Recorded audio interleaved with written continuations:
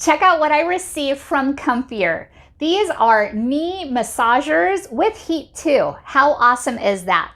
Now, you can use these independently by having them separate or together at the same time. You just plug it in just like that. They've also included this AC adapter. So all you have to do is plug it in and now you're ready to go. So it has Velcro here at the back. So it is adjustable to fit different leg sizes, and it is so soft on the inside as well as on the outside too. And then you just wrap it around your knee and you're ready to go. Over here, there is different settings. There is 2 different heat settings and there's 5 different massage settings. So let me show you a close-up of what it looks like. Here's a close-up of what it looks like, and look how soft it is.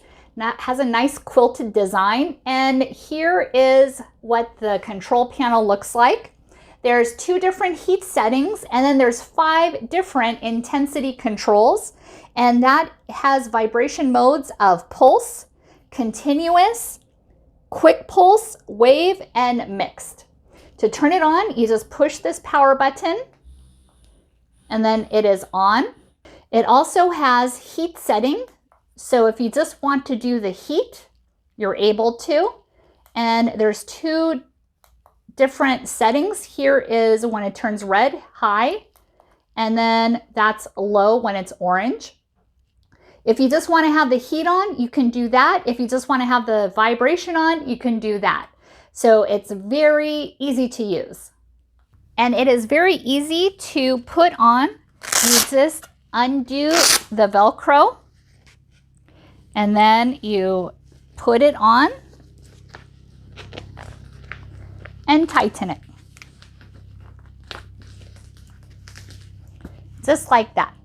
You can use just one leg or both legs, and then you push it on and they're both vibrating.